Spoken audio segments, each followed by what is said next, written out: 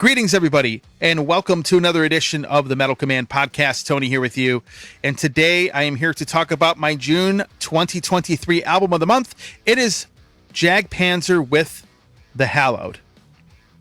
And really excited to talk about this album because if you go back to a video that I recorded way back, even before they released a single, I said that the vibe and that the feeling I had was that Jag Panzer was probably going to put out their best album ever.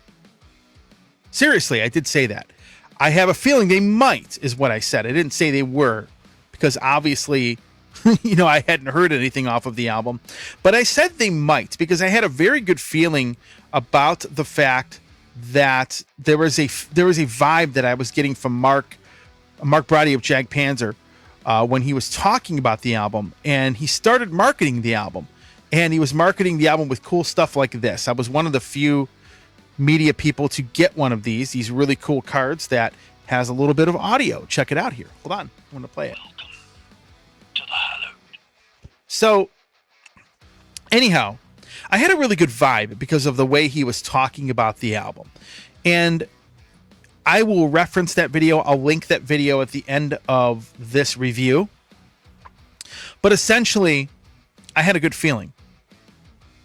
Now, obviously, I set the expectations a little bit high. Sometimes that can bite you in the ass because, you might, for example, you might end up not liking the album. I've had it happen, not often, but I had a really good feeling about this one. And folks, I'm going to be honest with you. In my opinion, this is the best album they have ever put out. And I'm going to elaborate as to why. So I go back and I think of Jag Panzer and I think of the history of my show. And they have won Album of the Month twice. Once with the Deviant Chord, which is the previous album, which I still think is a pretty brilliant record. And Casting the Stones was, I'm trying to think, Casting the Stones was Album of the Month. Now, I didn't start doing an Album of the Month when I was doing doing the radio show until 2001. So I'm pretty sure that The Age of Mastery probably also would have been there as an Album of the Month. So it maybe Tainted a Throne. Yeah, it was 2000 actually was the first year I started doing it. The first couple years of the show, 98 and 99, I hadn't really, found myself, I guess. I mean, I was interviewing bands, but I wasn't doing an Album of the Month at the time. I was doing something like the Rare Track of the Week or something like that. But 2000. So Tainted a Throne, I like that album a lot better than when it had actually come out, but it probably would have also won an Album of the Month, but it didn't. Age of Mastery, because I go back and I write all this stuff down. Age of Mastery definitely probably would have with the amount of airplay that it had.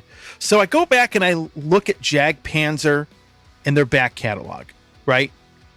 I mean, for me, everything from the Fourth Judgment on is good to very good. And when I say good to very good, I would probably tell you that on a scale of 1 to 10, a good to very good album is between a 6 to an 8 out of 10.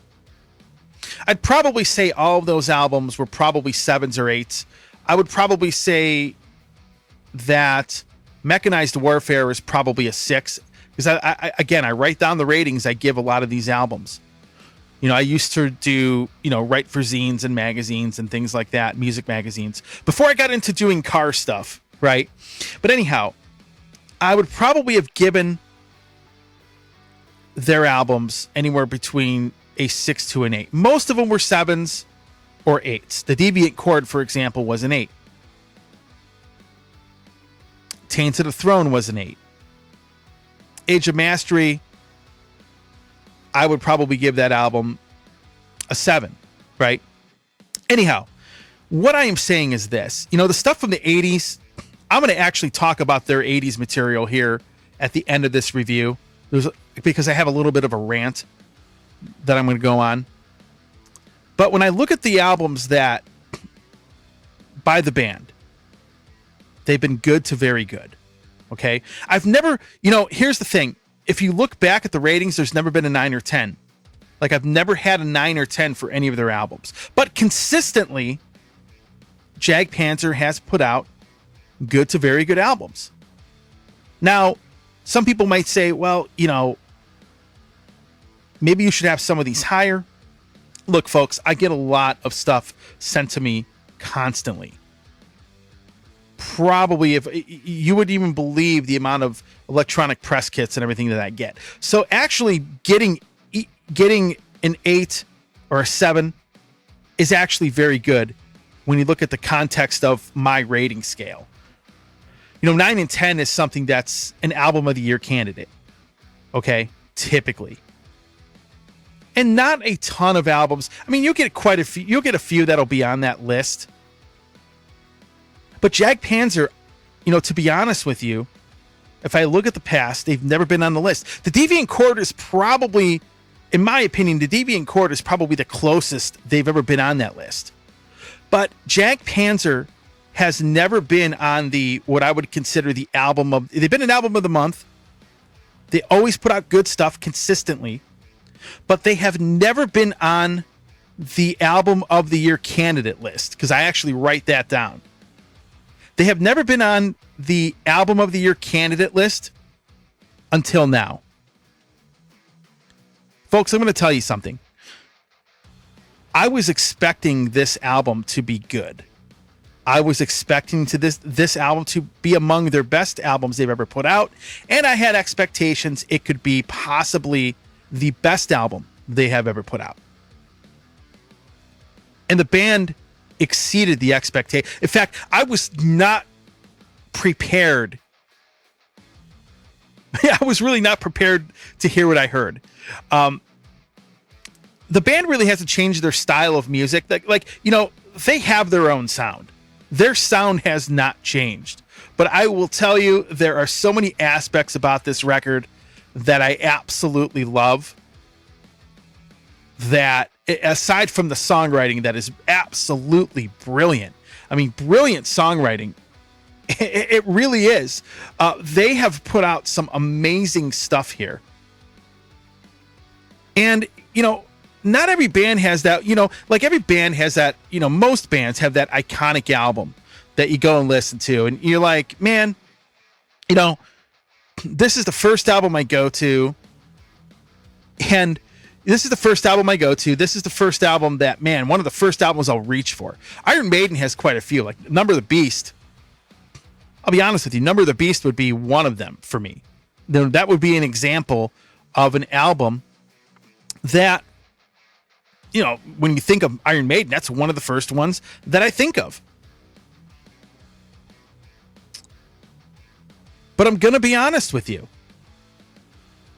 Jag Panzer, like when I would go and listen, I want to listen to Jag Panzer. I really didn't have much of a preference. I just pick a random album because to me, they're all good to very good albums.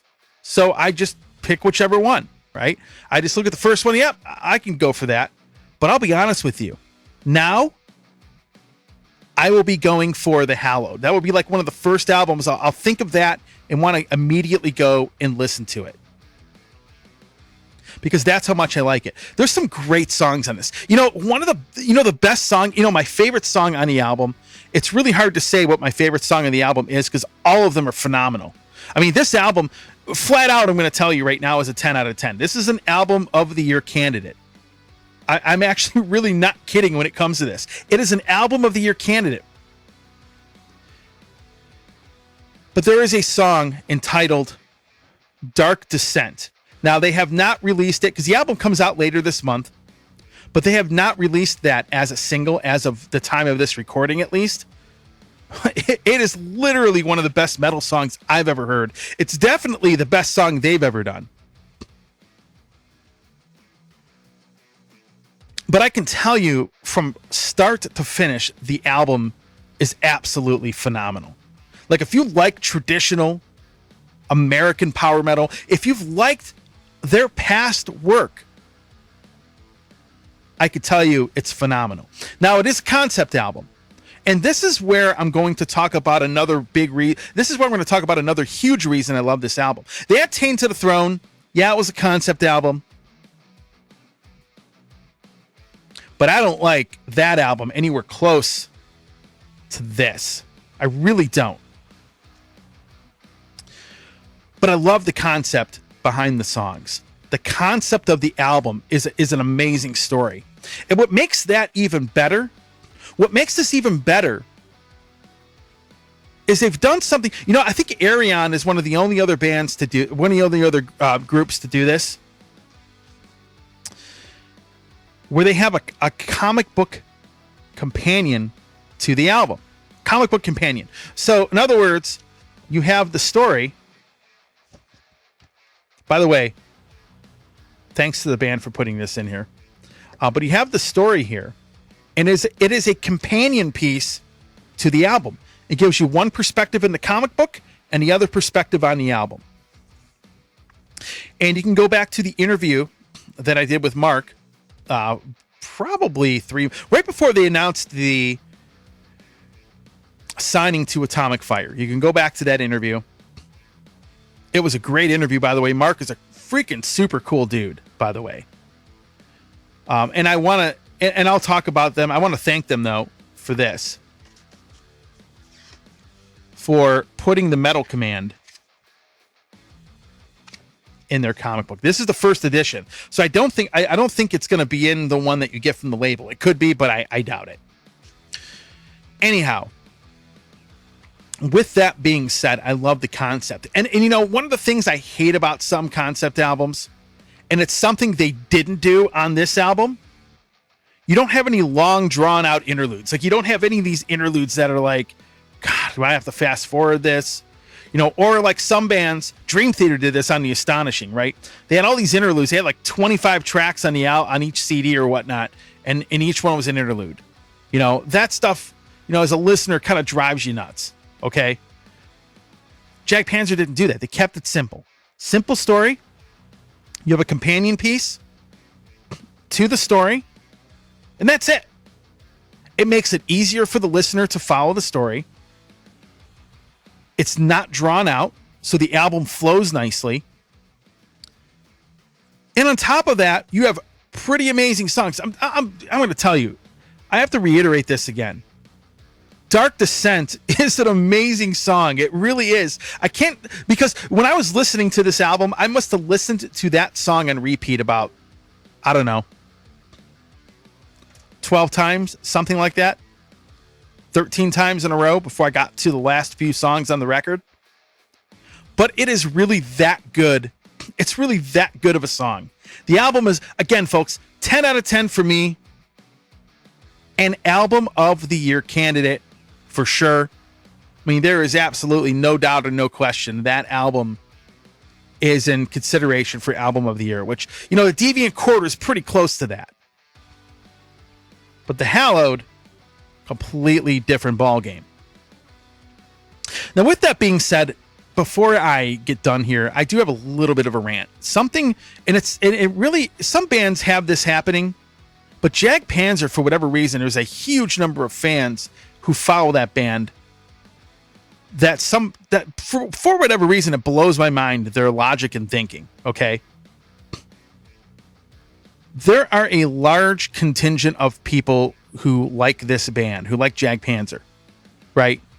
Who legit feel that anything released after Ample Destruction is nowhere as good. Now, I know music has, you know, it's obviously people have preferences. It's subjective. I get that. But a lot of these people, it's like they can't get past that album. Now, when I talk about Jag Panzer being great from the Fourth Judgment on, the 80s stuff, I mean, it's decent. But I'll be honest with you, Ample Destruction would probably be towards the bottom of the list. And the reason being is that, one, there are some cool songs on it, but these guys were young. They didn't have the songwriting skills that they do now. These guys were young. It wasn't like it was such a bum. It was such a great debut album. They haven't been able to match it. Now there's bands that fall into that category. Not a lot, but there are legit people. Like when I go online and I see people talking about Jag Panzer, they just keep talking about Ample Destruction. Folks, Ample Destruction came out in the early 80s. Not to trash the album. The band may not like this, whatever. The production is pure garbage compared to what the band does now, right? There is a really cool package, actually, that High Roller put out. It actually had the original mix of the album and then a different mix of the album. The original mix of the album is terrible. It's absolutely terrible. The other mix is better, but it's like, it blows my mind that there are people that really think this thing is a lot better than the new stuff. The new stuff blows it away. And you know what thing is funny? I remember the Fourth Judgment was actually the song Shadow Thief, which, you know, the original version they had recorded in the 80s, but that was actually on my first ever playlist. A lot of people don't know that. But when I go listen to the songwriting now compared to like the 80s stuff, there's no comparison. And there are people that will I've seen people, you know, when I was doing the radio show, I would get people that would call me up and be like, they would completely like start telling me that Jag Panzer will never top that album. It's like the Blinders. It's like they have Blinders. That's it. Nope. Jag Panzer put out Ample Destruction. That's it. They will never put anything out that's better than that. Nope. I know that sounds ridiculous, but that is the mentality of some of these people. And I've seen that with some bands. You always have people that will hold on to an older album. It happens. But man, it seems like most of the fan base that I encounter they can't let go of that album. And I don't get it. I honestly, I don't get it. I mean, when I compare Ample Destruction to the new stuff that they do, I mean, the new stuff is so much, I mean, it sounds better. I think the songwriting is a lot better. It's more refined.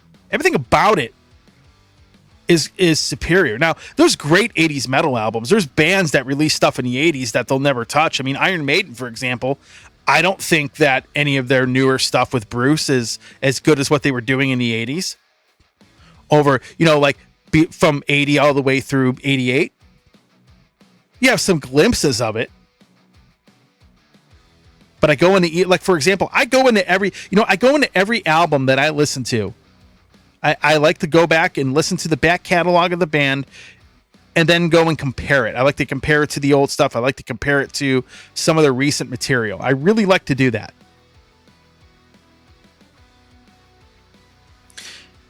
But I just don't get the Ample Destruction thing, man. I don't get it. I know that this is a very unpopular opinion with a lot of people, but I don't get it. Now, with that said, one last thing that I'll bring up, and it's something that's very important. I think, in my opinion, the promotion for this album, Atomic Fire has done more for this band than I think any other label they have ever been on has done. In all seriousness, I've been doing this 25 years, and I've dealt with labels that have had Jag Panzer on their label. Atomic Fire was a great move for them, and it was a great move for Atomic Fire Records. On top of that, the genius behind the marketing of the album.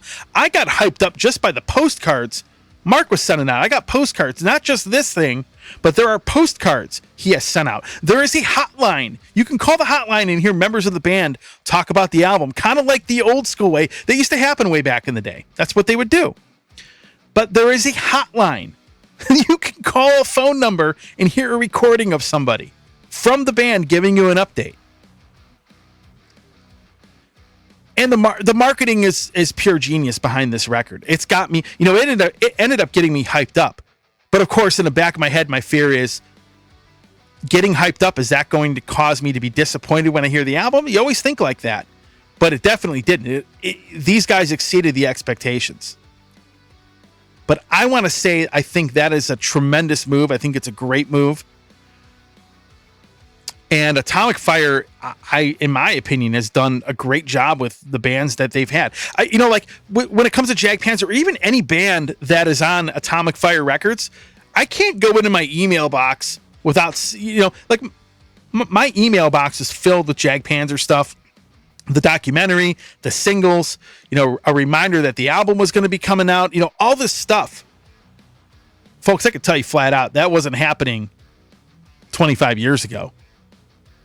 I mean, hell, it wasn't even happening 10 years ago. But I really think, some bands get older. And when they get older, they get better. Saxon's a great example of a band that, the older they have gotten, the better they've become. There's a lot of bands, believe it or not, that fall under that category. Jag Panzer is that band. I think Casting the Stones Onward has been, amazing. It's kind of like the Deviant Chord was kind of on the cusp of that. Okay, I might make it an album of the year, maybe a candidate, but it really didn't impact me. At least it didn't impact me the way that Hallowed has. Let's put it that way. And again, they kept it simple. They made the concept easy to follow. The songs are really well written. Everybody sounds great on the album. I mean, it's a can't miss, folks. So with that being said, check it out. Go ahead and pre-order that album through Atomic Fire Records, or you can go to Jag Panzer's website. I believe you can pre-order it there. But anyhow, that's my review. That's my album of the month. Jag Panzer, The Hallowed. Go and get it. You won't be disappointed. If you like the band, you definitely won't be disappointed, but I really like it. Classic American power metal, done right.